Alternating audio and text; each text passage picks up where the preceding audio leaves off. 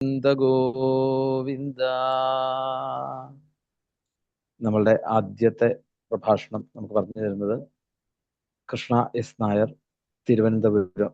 അമ്മ ധാരാളം കാലം ഔദ്യോഗിക ജീവിതമൊക്കെ കഴിഞ്ഞ് ഗുരുവായൂരപ്പൻ്റെ കൂടെയായിട്ട് ഇപ്പൊ ഗുരുവായൂർ തന്നെയാണ് കൂടുതൽ. അങ്ങനെയുള്ള രീതിയിൽ ഭാഗവതത്തെ ഉപാസിക്കുന്ന ആളാണ്. അപ്പൊ ഞാൻ ഈ ഭാഗവത കുടുംബം തുടങ്ങിയ സമയത്താണ് പരിചയപ്പെടുന്നതും അങ്ങനെ ഞങ്ങളൊരു വായനയ്ക്ക് കൂടുകയും ഒക്കെ ഉണ്ടായി. എന്തായാലും ധാരാളം ജനങ്ങളിലേക്ക് ഭാഗവതത്തെ എത്തിച്ചിട്ടുള്ള അമ്മയാണ് ഇന്ന് നമുക്ക് ദശമസ്കന്ധത്തില് 68-ാമത്തെ അധ്യായം ആണ് ഗുരുവായൂരപ്പൻ സെലക്ട് ചെയ്ത് കൊടുത്ത അധ്യായം. അത് നമുക്ക് ആ അമ്മയുടെ വാക്കുകളിലേക്ക് ശ്രദ്ധിക്കാം. എല്ലാ ആചാര്യ മര്യാദകളോടും കൂടി ആചാര്യ പദവികൾ ധാരാളം അലങ്കരിച്ചിട്ടുള്ള കൃഷ്ണ എസ് നായർ അമ്മയുടെ പാദങ്ങളിൽ നമസ്കരിച്ചുകൊണ്ട് ഈ വേദിയിലേക്ക് എല്ലാ മര്യാദകളോടും കൂടി സുസ്വാഗതം ചെയ്യുന്നു. ഗോവിന്ദനാമ സങ്കീർത്തനം. ഗോവിന്ദ ഗോവിന്ദ. നമസ്കാരം.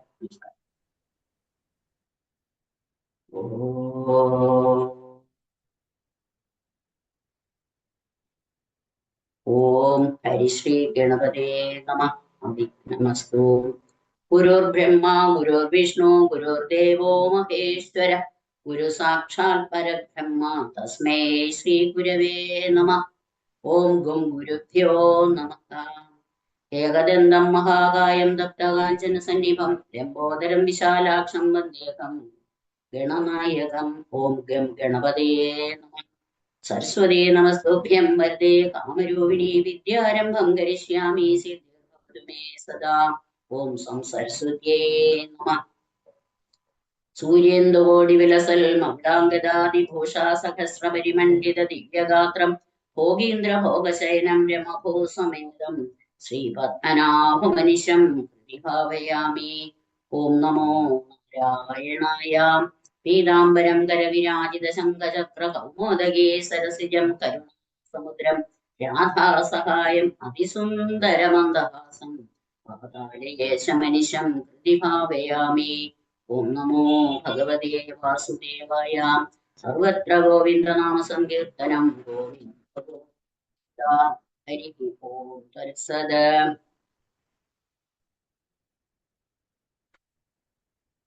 മനു തിരുമേനിയുടെ അച്ഛന്റെ പിറന്നാൾ സംബന്ധിച്ച് നടത്തുന്ന ഈ സപ്താഹം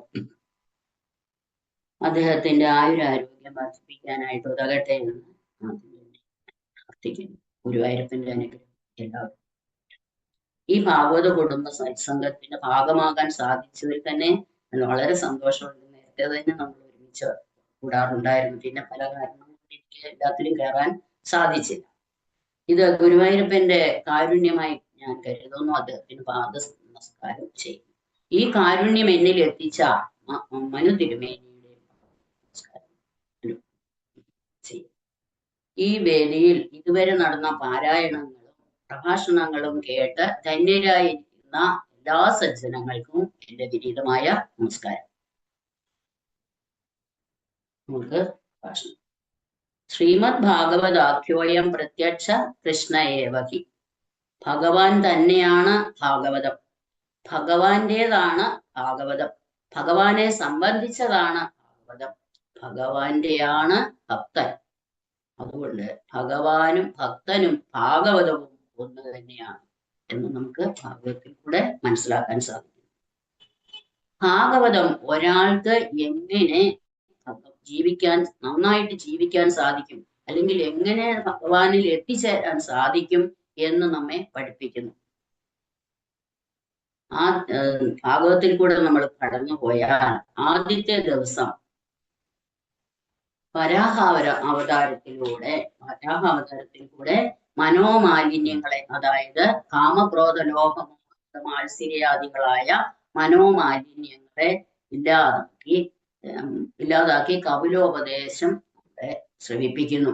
കപിലോപദേശത്തിൽ കൂടെ നമുക്ക് കുറേശ്ശെ ജ്ഞാനം ഉണ്ടാവാനായിട്ടുള്ള കാര്യങ്ങളാണ് കപില ഭഗവാൻ പറഞ്ഞു തരുന്നത്.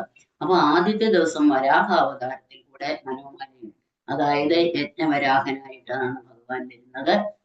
പന്നി എന്നുള്ള സങ്കല്പം. അതാണ് നമ്മൾ ഈ ഭാഗവതം തൊടുന്നതിന് മുമ്പ് പന്നി എന്നുള്ള സങ്കല്പം, അതായത് ആ വൃത്തികെട്ട രൂപത്തിലും വൃത്തികെട്ട സ്ഥലങ്ങളിലും വളർന്ന് കുളഞ്ഞ്, അതായത് ആ വിഷയസുഖങ്ങളിൽ മാത്രം സുഖം കണ്ട് എന്ന പന്നി സങ്കല്പത്തിലുള്ള നമ്മളെ യജ്ഞവരാഹ രൂപത്തിലേക്ക് ആക്കുന്നു. അതായത് നമ്മുടെ മനോമാലിന്യങ്ങളെ എല്ലാം ഇല്ലാതാക്കി യജ്ഞവരാഹ സ്വരൂപത്തിലേക്ക് നമ്മളെ കൊണ്ടുവരികയാണ് വരാഹാവതാരത്തിൽ കൂടെ ചെയ്യുന്നത്.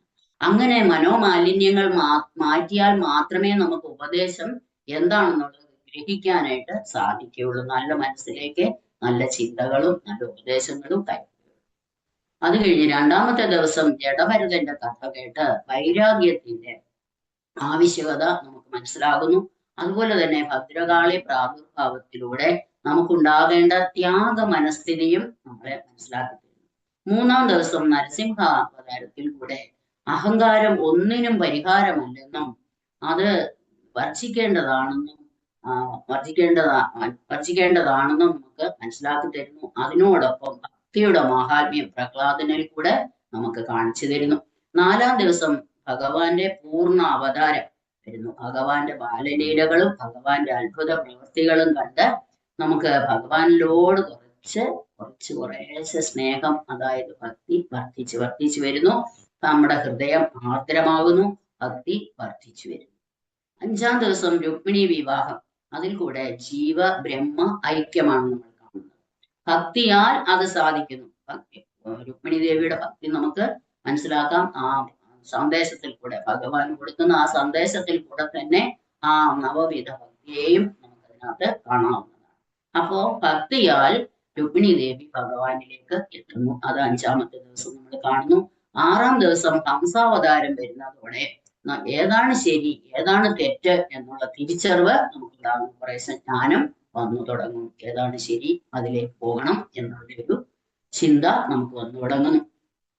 കുറേശ്ശെ ജ്ഞാനം ഉണ്ടായി വരും. അടുത്ത ദിവസം അഹം ബ്രഹ്മ എന്ന പദവിയിലേക്ക് എത്തുന്നു. ഇങ്ങനെ ശ്രമിച്ചാൽ ഒരാൾക്ക്, ഒരു ജീവന് ഭഗവാനിലേക്ക് എത്താൻ ഭാഗവതം തന്നെ മതിയാകും എന്നാണ് വ്യാസഭഗവാൻ നമുക്ക് കാണിച്ചു തരുന്നത്.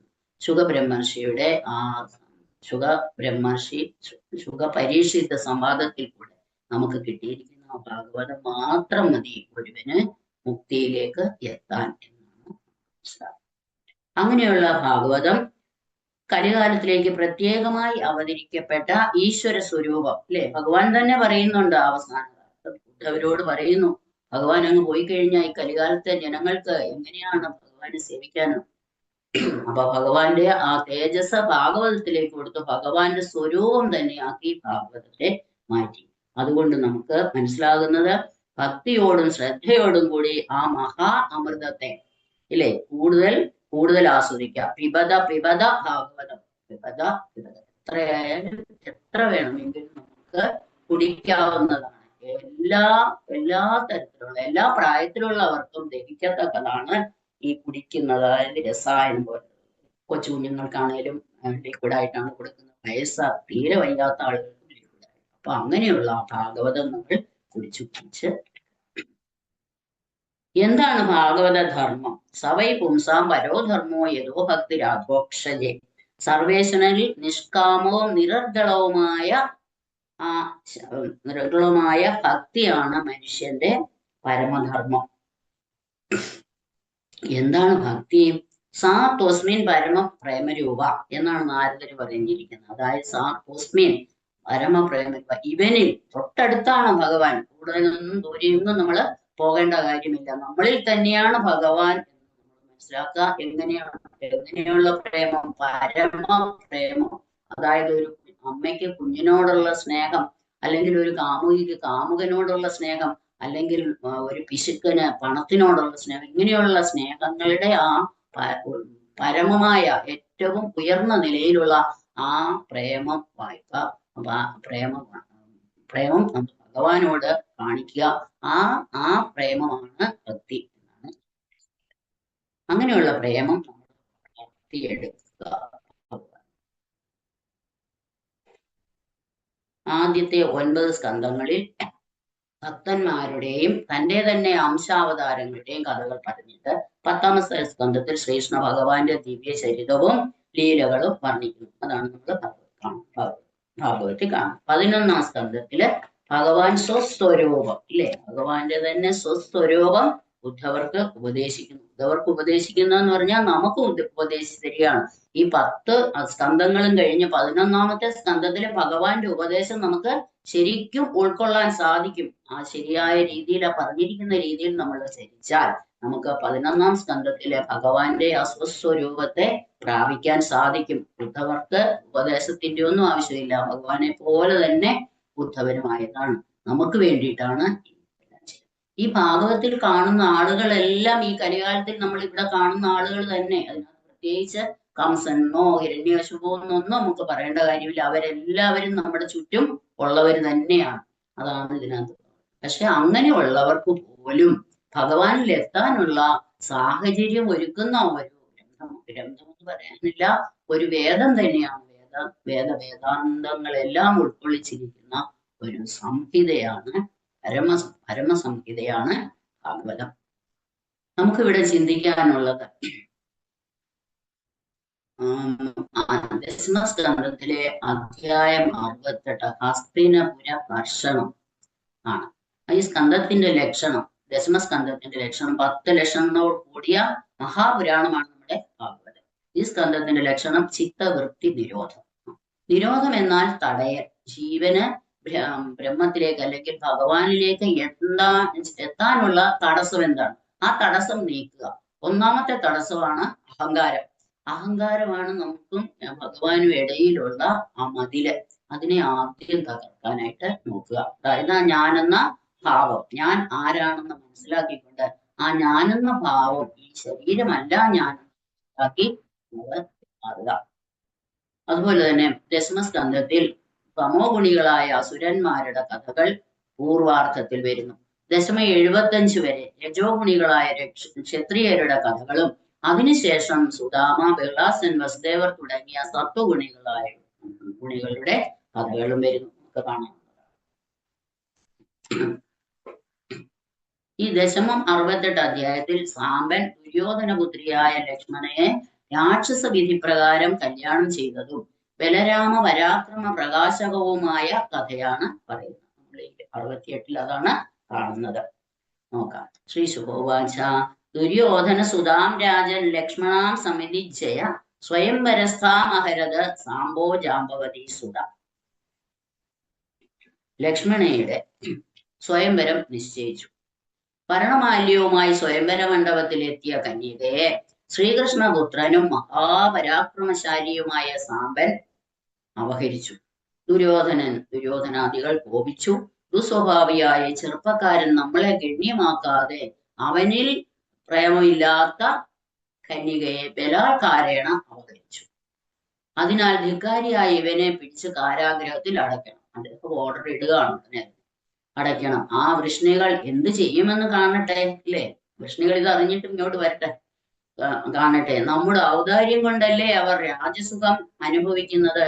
പുത്രനെ ഇവിടെ ബന്ധിച്ച് വച്ചിരിക്കുന്നത് അറിഞ്ഞ് വൃഷ്ണികൾ അവനെ വീണ്ടും കൊണ്ടുപോകാനായി ഇവിടെ വരും. അപ്പോൾ അവരുടെ അഹങ്കാരം ശമിപ്പിച്ച് പറഞ്ഞുവിടാം. ഇതനുസരിച്ച് കർണൻ ഇതി കർണ ശലോ പൂരിൽ യജ്ഞകേതു സുയോധന സാമ്പമാരേഭിരേ ബന്ധും അനുമോദിത. ഇതനുസരിച്ച് അപ്പം ഇയാളെ പിടിച്ച് കെട്ടി കാരാഗ്രഹത്തിലിടാൻ പറഞ്ഞു. അതനുസരിച്ച് കർണൻ, ശലൻ, ഭൂരിശ്രവസ്, യജ്ഞകേതു, സുയോധനൻ എന്നിവർ സാമ്പനെ ബന്ധിക്കാനായി പുറപ്പെട്ടു.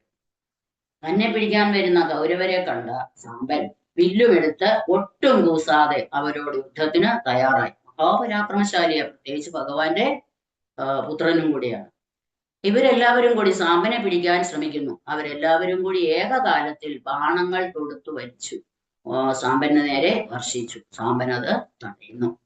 ഇങ്ങനെ അവർ ചെയ്തപ്പോൾ ആരാലും ഊഹിക്കാൻ പോലും കഴിയാത്ത വൈഭവത്തോടുകൂടിയ ശ്രീകൃഷ്ണപുത്രൻ നീച മൃഗങ്ങൾ ചെയ്യുന്ന ഉപദ്രവത്തെ സിംഹം എന്ന പോലെ അവരോട് എതിർത്തു.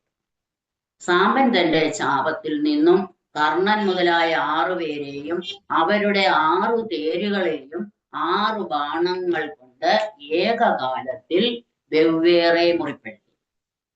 6 ബാണങ്ങൾ എങ്ങനെ പ്രയോഗിച്ചു എന്ന് പറയുന്നു. 4 ബാണങ്ങൾ കൊണ്ട് 4 കുതിരകളെ, ഒന്നുകൊണ്ട് എല്ലാ സാരഥികളെയും, വേറൊന്നുകൊണ്ട് തേരിലിരിക്കുന്ന 6 പേരെയും അദ്ദേഹം. ദുര്യോധനൻ ഇത്ര വേഗത്തിൽ ബാണം പ്രയോഗിച്ചത് കണ്ട് ആശ്ചര്യപ്പെടുകയും സാമ്പനെ ബഹുമാനപൂർവ്വം ശ്ലാഘിക്കുകയും ചെയ്തു. അവർക്ക് ആർക്കും പറ്റാത്ത ഒരു കാര്യമാണ് സാമ്പൻ അവിടെ ചെയ്തത്. അവർക്ക് തന്നെ ഒരു ആശ്ചര്യം ഉണ്ടാകും. ധാർമ്മിക യുദ്ധത്തിൽ സാമ്പനെ തോൽപ്പിക്കാൻ സാധിക്കില്ല എന്നവർക്ക് മനസ്സിലായി. അവർ പിന്നെ അധർമ്മ യുദ്ധം ആരംഭിച്ചു. എങ്ങനെയെങ്കിലും ഇയാളെ പിടിച്ചു കെട്ടണമല്ലോ. അത് ധർമ്മയുദ്ധത്തില് ഇയാളെ പിടിച്ചു കെട്ടാൻ സാധ്യമല്ല എന്ന് ഈ 6 പേർക്കും മനസ്സിലായി. ആ അധർമ്മ യുദ്ധത്തിൽ ഇയാളെ തോൽപ്പിക്കാനായിട്ട് നോക്കുകയാണ്. അങ്ങനെ 6 പേരിൽ 4 പേർ സാമ്പന്റെ തേരിലെ 4 കുതിരകളെ കൊന്നു. വേറൊരാള് സാമ്പന്റെ തേരാളിയെ കൊല്ലുകയാണ്. അങ്ങനെ അത് ചെയ്തു. പിന്നെ ഒരു അമ്പുകൊണ്ട് സാമ്പന്റെ വില്ല് മുറിച്ചു കളഞ്ഞ് അങ്ങനെ സാമ്പനെ കീഴ്പ്പെടുത്തി. അങ്ങനെ കീഴ്പ്പെടുത്തി ജയഘോഷത്തോടെ അയാളെ പിടിച്ച് കിട്ടി. ഘോഷത്തോടെ രാജധാനിയിലേക്ക് ഈ കന്യകയെ കൂടെ കൂട്ടി പോവുകയാണ്. കന്യകയെ അന്തപുരത്തിലേക്കാക്കി ഇയാളെ കാരാഗ്രഹത്തിലാക്കി. എന്നിട്ട് ജയഘോഷത്തോടെ എന്നാണ് ഇവിടെ പറഞ്ഞിരിക്കുന്നത്. ജയഘോഷം ലജ്ജാവഹമാണ്, ഇല്ലേ? ധർമ്മയുദ്ധത്തിൽ ജയിച്ചു വരികയാണെങ്കിൽ അത് ജയഘോഷം, അധർമ്മ യുദ്ധത്തിൽ ജയിച്ചു വരുന്നത് ലജ്ജാവഹം എന്ന് നമുക്ക് പറയേണ്ടിയിരിക്കുന്നു. സാമ്പൻ ദുര്യോധന്റെ കാരാഗ്രഹത്തിലാണെന്ന വിവരം നാരദർ, അദ്ദേഹമാണല്ലോ എവിടെയും പോയി എല്ലാ കാര്യങ്ങളും പറഞ്ഞു കൊടുക്കുന്നത്, നാരദർ ദ്വാരകയിൽ ചെന്നറിയിച്ചു. യാദവർ വളരെ ക്രോധിച്ചു. ദുര്യോധനനോട് യുദ്ധത്തിന് പുറപ്പെടാനായി ഉഗ്രസേന മഹാരാജാവ് യാദവ സൈന്യത്തിന് കൽപ്പന കൊടുത്തു. പക്ഷെ അപ്പം ബലരാം സ്വാമി, ഗദായുദ്ധത്തിൽ ബലരാമന്റെ ശിഷ്യനായിരുന്നു ദുര്യോധനൻ. അദ്ദേഹത്തിന് കുറച്ച് ശിഷ്യ വാത്സല്യമൊക്കെ ദുര്യോധനോട് ഉണ്ടായിരുന്നു. അദ്ദേഹം അതുപോലെയാണ് ബലരാമസ്വാമിയോടും പെരുമാറിയിരുന്നത്. കുറച്ച് വാത്സല്യം കൂടുതലുണ്ടായിരുന്നു. അപ്പൊ അദ്ദേഹത്തിന് അതുപോലെ തന്നെ പൂർവ്വ ബന്ധുക്കളായ ഗുരുക്കളും ഋഷികളും തമ്മിൽ കലഹിക്കുന്നത് അധികം ദോഷം ചെയ്യുമെന്ന് ബലരാമസ്വാമിക്ക് മനസ്സിലാകുന്നു. അതനുസരിച്ച് അദ്ദേഹം അവരെ പറഞ്ഞ് സമാധാനിപ്പിക്കുന്ന, യുദ്ധമൊന്നും ഇപ്പൊ വേണ്ട, ഞാൻ പോയി സാമ്പനെ ചൂണ്ടുവരാം, അതുകൊണ്ട് യുദ്ധമൊന്നും വേണ്ട, ഞാൻ പോയി സാമ്പനെ തിരിച്ചു കൊണ്ടുവരാം. അങ്ങനെ ഭഗവാൻ ബലരാമസ്വാമി കുറച്ച് ബ്രാഹ്മണരോടും കുറച്ച് കുലവൃദ്ധരോടും ഉദ്ധവരോടും കൂടി ഹസ്തിനപുരിയിലേക്ക് പോവുകയാണ്. അങ്ങനെ ഹസ്തിനപുരിയിലേക്ക് പോകുന്നു. ഹസ്തിനപുരി അപ്പം ഒരു ശത്രുവിന്റെ സ്ഥലമാണല്ലോ ഹസ്തിനപുരി ഈ സമയത്ത്. അങ്ങനെ ബലരാമസ്വാമി ഹസ്തിനപുരിയിൽ പ്രവേശിച്ചു. ശത്രുവിന്റെ അധീനതയിൽ അനുവാദം കൂടാതെ പ്രവേശിക്കുന്നത് ധർമ്മമല്ല, അല്ലെ? അയാളുടെ അനുവാദം ഉണ്ടെങ്കിൽ മാത്രമേ അയാളുടെ ദേശത്തേക്ക് കടക്കാൻ സാധിക്കുകയുള്ളൂ. അതാണ് ധർമ്മം. ഇതുമല്ല എന്ന കരുതലോടുകൂടി പട്ടണത്തിന്റെ ഉള്ളിൽ കടക്കാതെ പുറത്ത് പൂന്തോട്ടത്തിൽ ഇരുന്നു കൊണ്ട് ഉദ്ധവരെ ധൃതരാഷ്ട്രരുടെ അടുക്കലേക്ക് പറഞ്ഞു വിട്ടു. അങ്ങനെ ഉദ്ധവർ ധൃതരാഷ്ട്രരുടെ അടുത്ത് നിന്ന് ധൃതരാഷ്ട്രരെയും ദ്രോണരെയും ഭീഷ്മരെയും ഒക്കെ വന്ദിച്ച് കാര്യങ്ങളൊക്കെ പറഞ്ഞു. അവരും തിരിച്ച് അദ്ദേഹത്തെ വന്ദിക്കുന്നു. അങ്ങനെ ഉദ്ധവൻ പറഞ്ഞു, ബലരാമസ്വാമി വെളിയിൽ പൂന്തോട്ടത്തിൽ വന്നിട്ടുണ്ട് എന്നുള്ള കാര്യവും അവരെ അറിയിക്കുന്നു. തങ്ങളുടെ പരമ സുഹൃത്താണ് ബലരാമസ്വാമി. അവർക്ക് എല്ലാ തരത്തിലും വളരെ സുഹൃത്തായിട്ട്, കൃഷ്ണനെ പോലെയല്ല, ബലരാമസ്വാമിയോട് കുറച്ചും കൂടെ ഒരടുപ്പം ഉണ്ട് ദുര്യോധനൻ വഴി.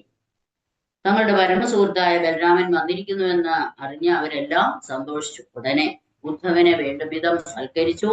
കാഴ്ചദ്രവ്യങ്ങളും എടുത്തുകൊണ്ട് ബലരാമസ്വാമിയെ എതിരേറ്റു കൊണ്ടുവരാനായിട്ട് എല്ലാവരും കൂടെ അങ്ങോട്ട് പോവുകയാണ്. അവിടെ എത്തി ആലിംഗനാദി, ആദ്യം അങ്ങനെയാണല്ലോ, ആലിംഗനാദികളാൽ സൽക്കരിച്ച ശേഷം ശാസ്ത്രപ്രകാരം ചെയ്യേണ്ട ആതിഥ്യമൊക്കെ സമർപ്പിച്ചു. ഏതൊക്കെയാണ്? ധേനു, നാളികേരം, പുഷ്പം, താമ്പൂലം മുതലായ പൂജാദ്രവ്യങ്ങളാൽ അദ്ദേഹത്തിന് നിവേദ്യം അർപ്പിച്ച് എല്ലാവരും അദ്ദേഹത്തിന്റെ പാദങ്ങളിൽ സാഷ്ടാംഗ നമസ്കാരം ചെയ്തു. ബന്ധുക്കൾക്കെല്ലാം ക്ഷേമമെന്ന് പറഞ്ഞ് അറിഞ്ഞ ശേഷം അവര് അന്യോന്യം ചില പ്രശ്നങ്ങളൊക്കെ ചെയ്തു, കാര്യങ്ങളൊക്കെ അങ്ങോട്ടൊക്കെ പറഞ്ഞു. പക്ഷെ സാമ്പന്റെ കാര്യമൊന്നും അപ്പൊ പറയുന്നില്ല. അതിനുശേഷം ബലരാമസ്വാമി താൻ വന്ന കാര്യം അറിയിച്ചു. ഉഗ്രസേന മഹാരാജാവിന്റെ ഒരു കൽപ്പന നിങ്ങളെ കേൾപ്പിക്കാനാണ് ഞാൻ വന്നിരിക്കുന്നത്. അത് എന്തെന്നാൽ, നിങ്ങൾ പലരും കൂടി അധർമ്മ യുദ്ധം ചെയ്ത് സാമ്പനെ തടവുകാരനാക്കിയിരിക്കുകയാണല്ലോ. നിങ്ങളോടുള്ള സ്നേഹം തുടർന്നു പോയാൽ കൊള്ളാമെന്നുള്ളത് കൊണ്ട് ഞങ്ങൾ ആ തെറ്റ് ക്ഷമിച്ചിരിക്കുന്നു.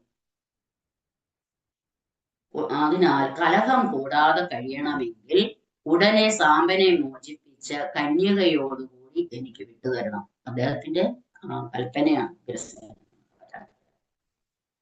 നിങ്ങൾ അനേകം പേർ ഏകകാലത്തിൽ ധർമ്മിഷ്ഠനായ ഒരുവനോട് എതിർത്തത് രാജനീതിക്ക് വിരോധമാകുന്നു. ഒരുവനോട് ഒരു നേരം ഒരുവന് മാത്രമേ യുദ്ധം ചെയ്യാൻ സാധിക്കുള്ളൂ. അതാണ് നിയമം, യുദ്ധ നിയമമാണ്. ആ ധർമ്മം ആലോചിക്കാതെ പലരും ഏകകാലത്തിൽ ഒരുമിച്ച് ചേർന്ന് ജയിച്ച് അവനെ നിങ്ങൾ ബന്ധനത്തിലാക്കി. ആ അധർമ്മത്തെ ഇപ്പോൾ ക്ഷമിച്ചിരിക്കുന്നു. എന്താന്ന് വെച്ചാൽ ആ കുട്ടിയെ ഇങ്ങ് വിട്ടുകിട്ടണം, കൂടുതലായിട്ടൊന്നും യുദ്ധത്തിന് ഞങ്ങൾക്ക് താല്പര്യമില്ല, അതായത് നിങ്ങളോടുള്ള സ്നേഹം എന്നും നിലനിർത്തണം എന്നുള്ള ആഗ്രഹം കൊണ്ട് ഞങ്ങൾ ഇപ്പൊ അത് ക്ഷമിച്ചിരിക്കുന്നു. പെട്ടെന്ന് തന്നെ കുട്ടിയെ വിട്ടുതരിക. ബലരാമന് ഗുരുക്കളെ ജയിച്ച് സാമ്പനെ രക്ഷിച്ചു കൊണ്ടുപോകാൻ കഴിയും. അതിനുള്ള കഴിവുണ്ട് ബലരാമസ്വാമി. നമുക്ക് അറിയാവുന്നതാണ് ബലരാമസ്വാമിയുടെ ആ കഴിവുകളൊക്കെ. പക്ഷെ അത് വേണ്ടെന്ന് വെച്ചാണ് അദ്ദേഹം ക്ഷമയോടെ കാര്യങ്ങൾ നീക്കിയത്. ഇത് കേട്ടപ്പോൾ ഗുരുക്കൾ ഏറ്റവും ദേഷ്യത്തോടെ ഇങ്ങനെ പറഞ്ഞു, വല്ലാത്ത അതിശയം തന്നെ, അവർക്ക് ഇത് സഹിക്കാൻ പറ്റുന്നില്ല. എന്താണ് ഈ കൽപ്പന? ഇവര് വലിയ ആളുകളാണ്, അഹങ്കാരികളല്ലേ, എപ്പോ ഒട്ടും തന്നെ വിട്ടുകൊടുക്കുകയില്ല. അപ്പൊ അങ്ങനെ കാലം പോയ പോക്ക് നോക്കൂ, ഇതൊരു വല്ലാത്ത അതിശയം തന്നെ എന്നൊക്കെയാണ്.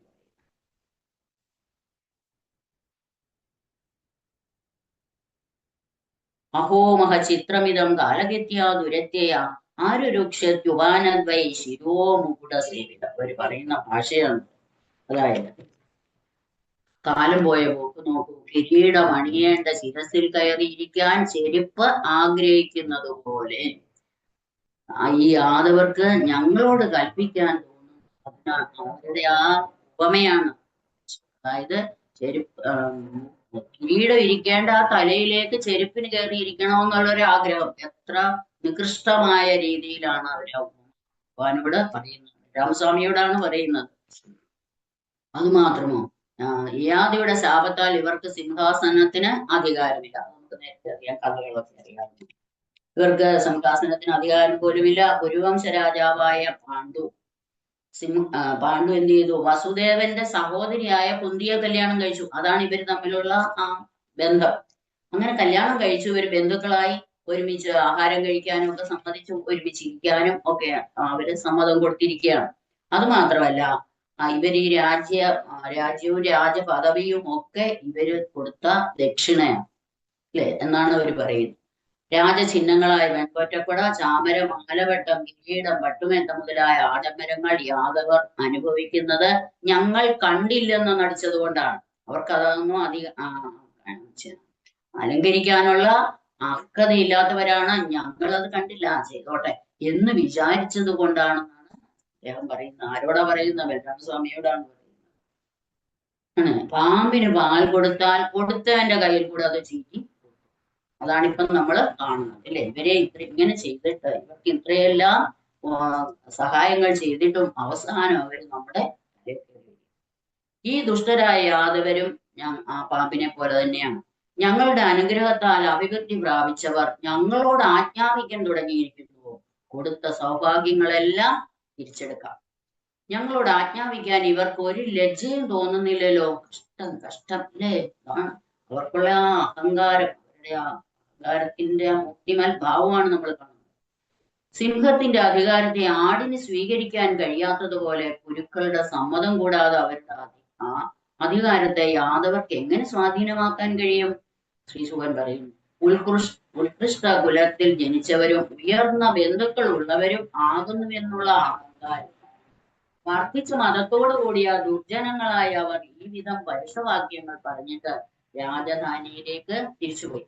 ബലരാമസ്വാമിയെ കൊണ്ടുപോയില്ല. ബലരാമസ്വാമിക്ക് ഈ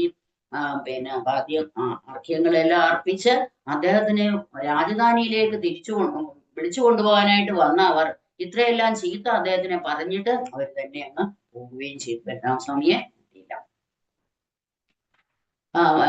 പരിപൂർണ വീര്യാതിശയത്തോടു കൂടിയവനാകയാൽ ഒരു കാലത്തും പരാജയം പ്രാപിക്കാത്ത രാമൻ ഗുരുക്കളുടെ ഈ പ്രവൃത്തിയിൽ വളരെ കോപിച്ച് അട്ടഹസിച്ചു. അദ്ദേഹത്തിന് ദേഷ്യം. ഇങ്ങനെയുള്ള ദുർജനങ്ങൾ ശാന്തിക്ക് താല്പര്യമുള്ളവരല്ല. ദുഷ്ടമൃഗങ്ങൾ ഇണങ്ങണമെങ്കിൽ അവയെ നന്നായി ഹരിക്കണം. എന്ന വാക്ക് നോക്കൂ. നൂനം നാനാം അധോന്നത ശാന്തിം നേച്ഛന്ത്യ സാധവ തേഷാം പ്രശമോ ദണ്ഡ പശൂനാം ലഘുടോ യഥ. ഇങ്ങനെയുള്ള നീചന്മാരെ ശരിക്കും ദണ്ഡിച്ചാൽ മാത്രമേ അവര് പഠിക്കുകയുള്ളൂ. നമുക്കറിയാമല്ലോ, ആനയൊക്കെ ചട്ടം പഠിപ്പിക്കുന്ന നല്ല അടിയൊക്കെ കൊടുക്കാണ്. അതുപോലെ തന്നെ നല്ല ശിക്ഷ കിട്ടിയാലേ ഇവര് വഴിക്ക് വരും എന്നാണ്. അപ്പോ നമ്മള് ഇവിടെ 3 സ്വഭാവക്കാർ ഭഗവാൻ തന്നെ പറയുകയാണ്. ലോകത്തിൽ ജനങ്ങൾ 3 സ്വഭാവക്കാരാണ്: സാത്വിക, രാജസ, താമസ എന്ന് 3 തരത്തിലുള്ള ആളുകളെ ഉള്ളൂ.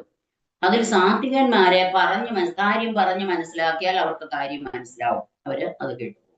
അതുപോലെ തന്നെ രാജസന്മാരെ അല്പം ഭീഷണിപ്പെടുത്തണം, അല്പം ഭീഷണിപ്പെടുത്തിയാലേ അവർക്ക് കാര്യങ്ങൾ മനസ്സിലാവുള്ളൂ എന്ന് അവർക്ക് മനസ്സിലാവും. താമസന്മാരെ ശിക്ഷിച്ചാൽ മാത്രമേ അവർക്ക് കാര്യം പിടികിട്ടുള്ളൂ.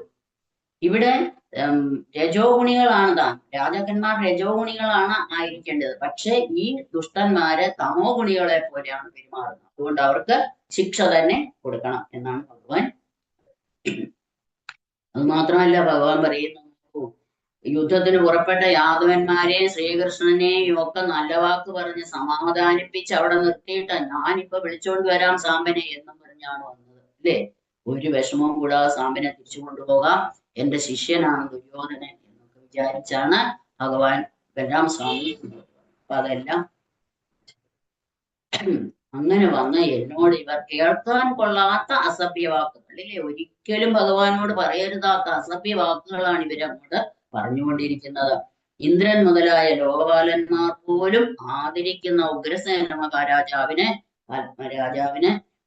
സിംഹാസനാധികാരമില്ലത്രേ, കൽപ്പിക്കാൻ അധികാരമില്ലത്രേ, ഇല്ലേ? അങ്ങനെയൊക്കെയാണ് പറയുന്നത്. ഭോജന്മാർ, കൃഷ്ണികൾ, അന്ധകന്മാർ ഇവരുടെ അധിപതിയായ ഉഗ്രസേനന് കൽപ്പിക്കാൻ അധികാരമില്ലത്രേ. അതുമാത്രമോ, യാതൊരുവന്റെ കൽപ്പന അനുസരിച്ച് ഇന്ദ്രാദി ലോകപാലന്മാർ പോലും അവരുടെ പ്രവർത്തികൾ നടത്തുന്നു. ആ ശ്രീകൃഷ്ണൻ പോലും സേവിക്കുന്ന ഉഗ്രസേന മഹാരാജാവിന് ലോകത്തിലെ അതായത് മനുഷ്യലോകത്തിലെ രാജാവിന് ഇരിക്കാനുള്ള സിംഹാസനത്തിൽ ഇരിക്കാൻ അർഹതയില്ലത്രേ. അതായത് ശ്രീകൃഷ്ണ ഭഗവാൻ പോലും സേവിക്കുന്ന ഉഗ്രസേന മഹാരാജാവ്, അദ്ദേഹത്തിന് ഈ അർഹതകളൊന്നുമില്ല.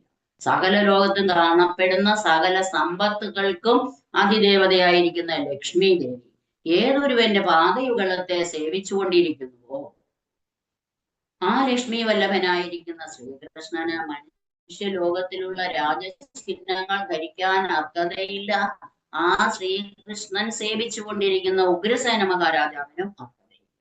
അദ്ദേഹത്തിന് കോപം ശമിക്കുന്നില്ല. കോപത്തിന്റെ മൂർത്തിയാണ് ബലരാമസ്വാമി.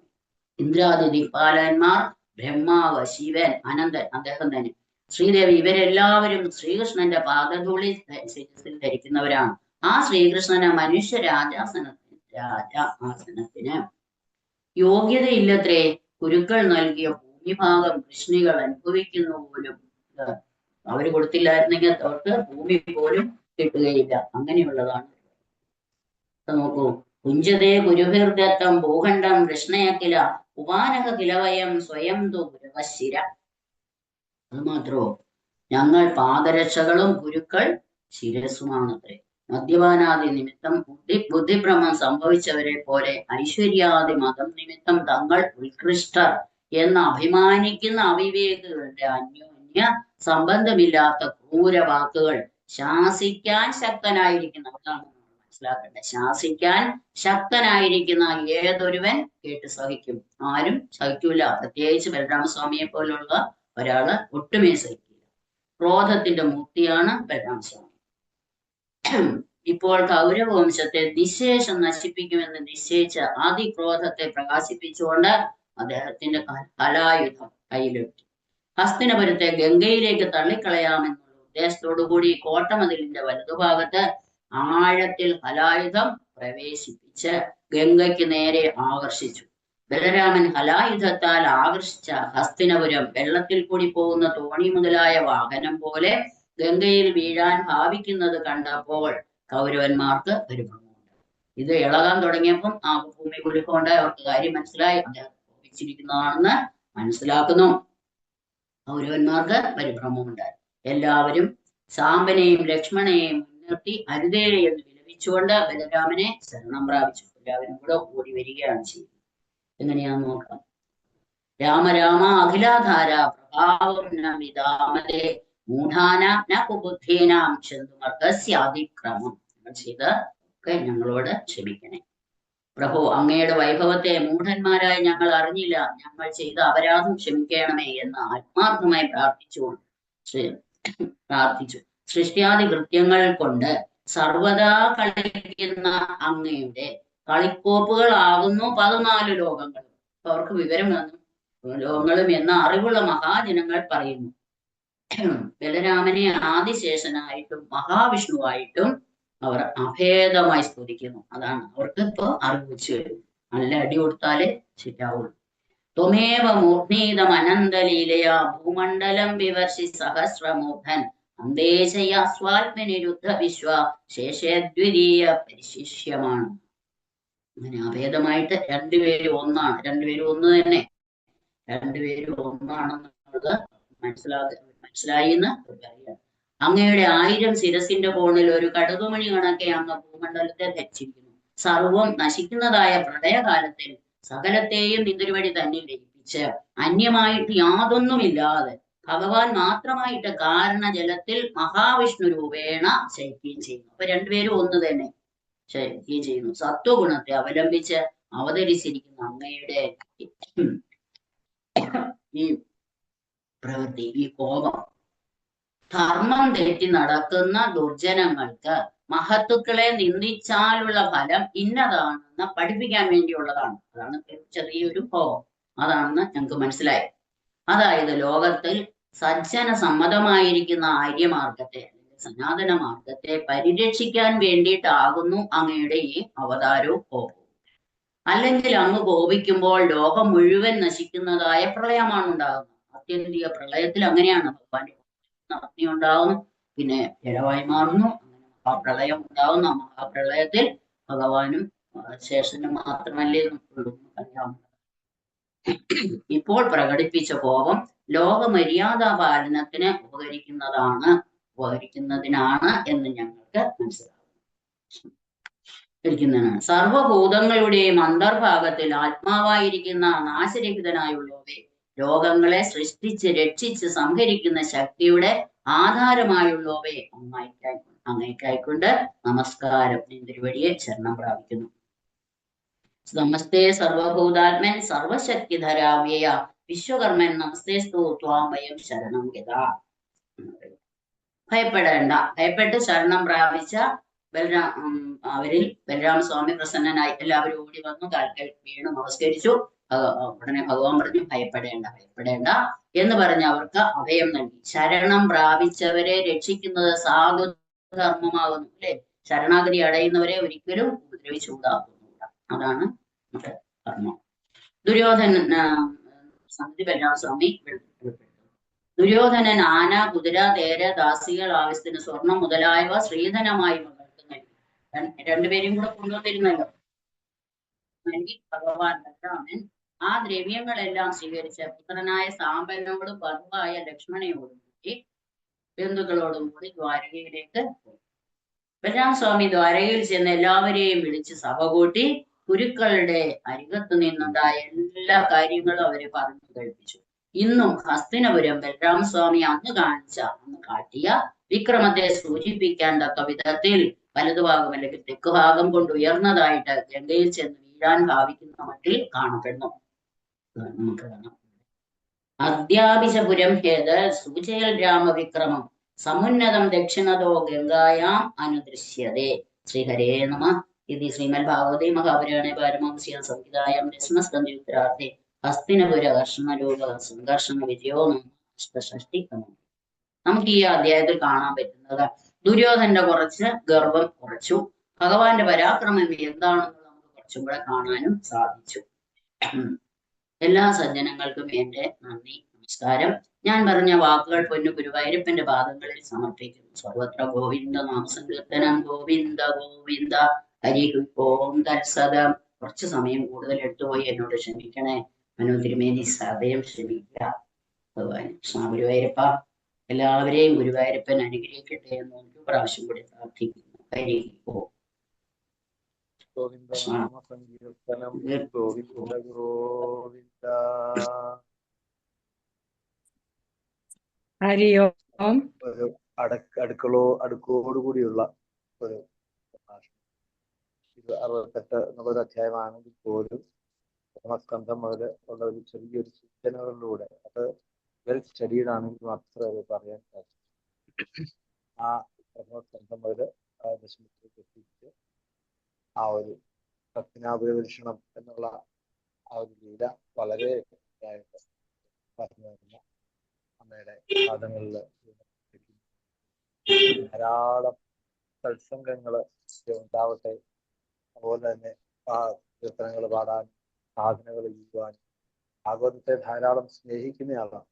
അതുപോലെ ധാരാളം ആൾക്കാർക്ക് ഒരുമിച്ചിരുന്ന് എനിക്കറിയാം കൊറോണ സമയത്ത് ഓൺലൈനിലൂടെ തന്നെ അവർ കൂടിയിരുന്ന് ധാരാളം ഈ ഭാഗവതത്തെ ഉപാസിക്കും. പേർക്ക് പറഞ്ഞു കൊടുക്കുകയും ഗ്രൂപ്പുകളിലൂടെയൊക്കെ അത് കൂടെ വായിക്കുകയും ഒക്കെ ആയിട്ടാണ്. അത് വലിയൊരു കാര്യം തന്നെയാണ്. എന്തായാലും നമുക്ക് ഇനിയും അങ്ങനെയുള്ള ഒരു അവസ്ഥ അവസരങ്ങൾ കൊടുക്കട്ടെ. ഭാഗവതം ധാരാളം വായിക്കുവാനും പറയുവാനും കീർത്തനങ്ങൾ പാടുവാനും ഒക്കെയുള്ള ആയുരാരോഗ്യ സൗഖ്യം ഗുരുവായൂരപ്പൻ നൽകട്ടെ എന്ന് ആത്മാർത്ഥമായിട്ട് ഗോവിന്ദനാമ സങ്കീർത്തനം ഗോവിന്ദ ഗോവിന്ദ.